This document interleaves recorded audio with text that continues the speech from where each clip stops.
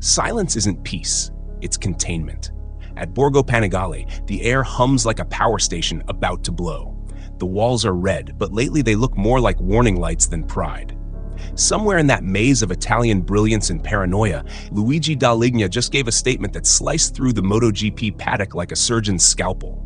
There are clear contracts, signed by VR, by Ducati, by Pecco. They speak extremely clearly. Translation: shut up, he's not going anywhere. And yet, that line, cold, rehearsed, lawyer-proof, felt less like confidence and more like damage control. Because the noise around Francesco Bagnaia isn't tabloid fluff anymore. It's structural vibration.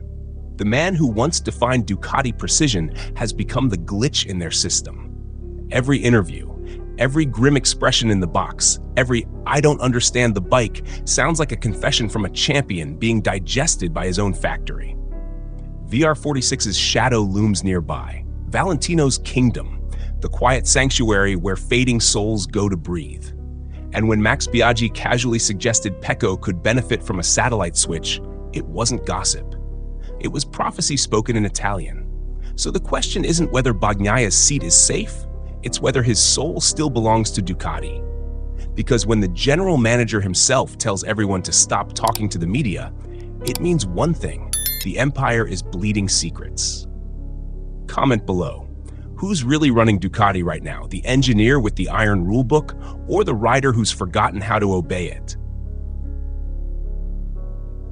Francesco Bagnaia wasn't built to rebel. He was engineered for order, an extension of Ducati's logic, precision, and perfect equations. But perfection is fragile, and the GP25 shattered it.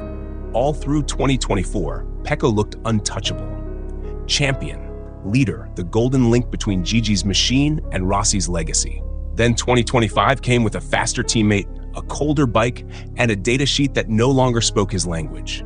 The GP25 was born to destroy limits. Instead, it destroyed its own hierarchy. Inside Ducati, whispers grew. Pecco doesn't adapt. He rides too square. He's overthinking every corner. Outside, the fans saw something worse. Emptiness in his eyes, that lost split second between braking and belief. And as Ducati's media department kept feeding "everything's fine" press releases, Bagnaia kept drifting. He asked for setup changes that engineers quietly rolled back. He tried mental resets that looked like public breakdowns. By Mazzano, when the rumor of him secretly testing a GP24 spec machine leaked, it didn't sound shocking. It sounded inevitable. Then came the spark, VR46. A name that's not a team, but a religion. Rossi's empire, where warmth replaces pressure and engineers still talk to riders like humans. Fabio Di Gianantonio, now in Bagnaia's supposed future seat, was thriving. Calm, sharp, light on the bike. His post-race grin felt like a direct insult to Pecco's misery. So when the paddock began imagining a swap, Diggia to factory, Pecco to VR46, it wasn't madness. It was logic wrapped in chaos. VR46 runs the same machinery, carries Ducati's blessing, and reports to Valentino himself. If Pecco wanted a clean mental reset, it was the only oxygen left in the Ducati system. But Dall'Igna saw the storm coming, and he did what any empire's architect does when the loyal knight starts doubting the crown. He tightened the walls. He told everyone to stop explaining technical things. He cut the oxygen to the rumors. He turned communication into a sealed chamber. In short, Gigi Dall'Igna returned Ducati to what it was before the age of transparency, a fortress.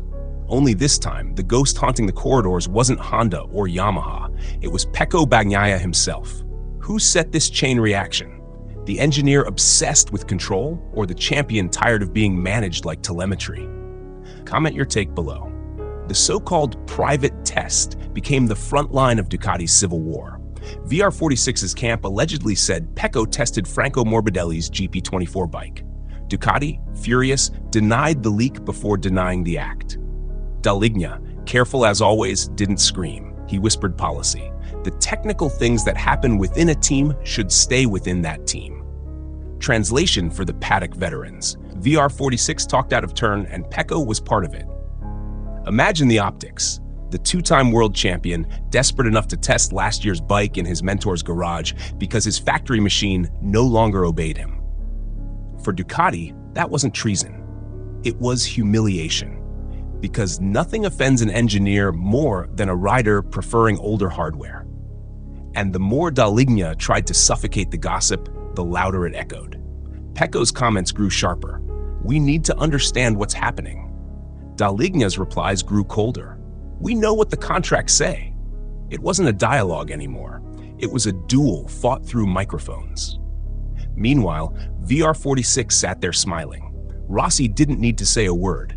His silence was gold. He'd built the sanctuary where Ducati's exiles find rebirth.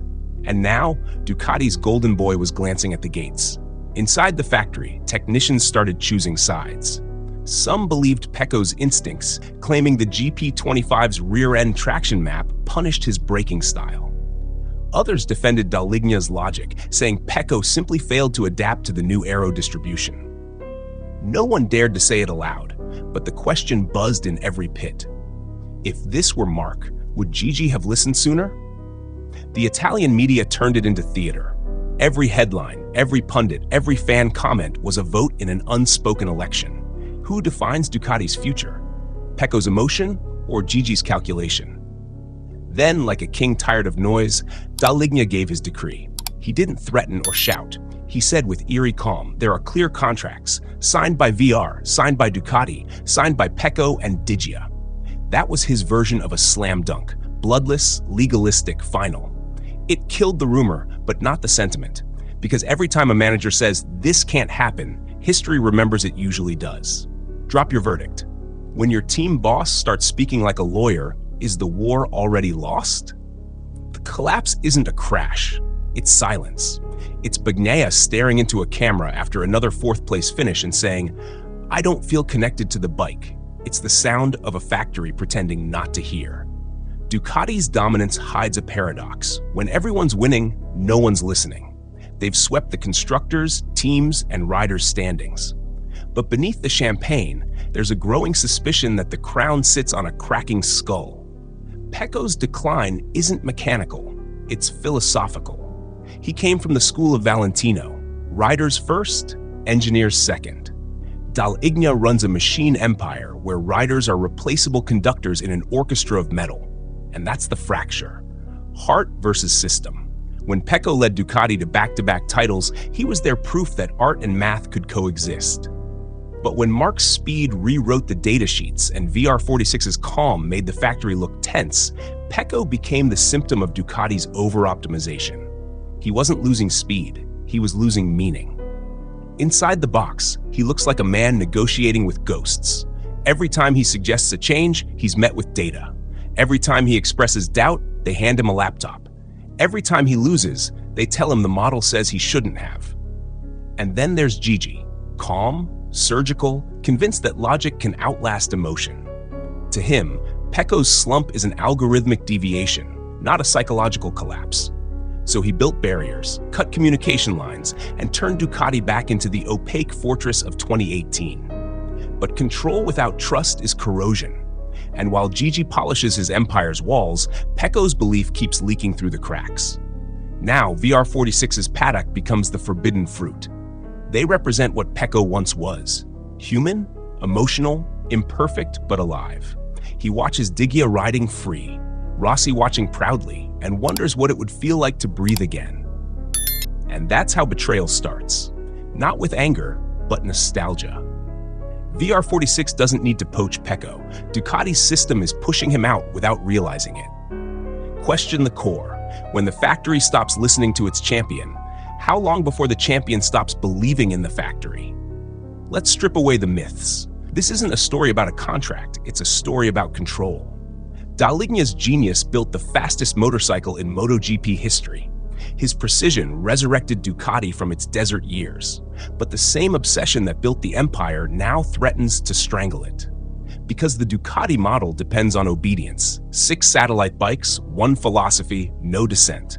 And Pecco, once the poster boy of that obedience, is mutating into the virus inside it. In pure logic, Dall'Igna is right. Moving Pecco to VR46 makes no business sense. It dilutes prestige, weakens the factory aura, and sets a dangerous precedent. But in human logic, it's the only move that could save Pecco from himself. Because performance isn't born from comfort, it's born from connection. And right now, the only connection Bagnaia feels is static. When Dall'Igna told the media to stop explaining technical things, he wasn't just protecting secrets. He was cutting the last bridge between Ducati and its humanity. He wants to return to mystery, to fear, to the silent dominance of engineers. But MotoGP has evolved into a psychological war zone. Fans read telemetry, riders broadcast despair, and factories bleed reputation with every PR line. Bagnaia's rebellion isn't loud yet, but it's coming. Not in anger, but in distance. He'll keep riding, keep smiling politely, keep saying, "We'll see." And one night, when the next contract cycle begins, he'll quietly walk into Valentino's office and close the door behind him. By then, Dall'Igna's fortress will be unbreachable, but also empty. The man who built Ducati's empire will realize that loyalty can't be engineered, only earned. This is the beginning of Ducati's next civil war, not between riders, but ideologies. Pecco's heart versus Gigi's blueprint. And when history looks back, it won't ask who won races. It'll ask who listened first. From now, where does this put them? Pecco, fighting his reflection. Dall'Igna, protecting a kingdom from its own king. VR46, waiting, smiling, patient like gravity. Comment your verdict. Subscribe for more savage breakdowns. Ducati's silence isn't peace, it's the sound before the explosion.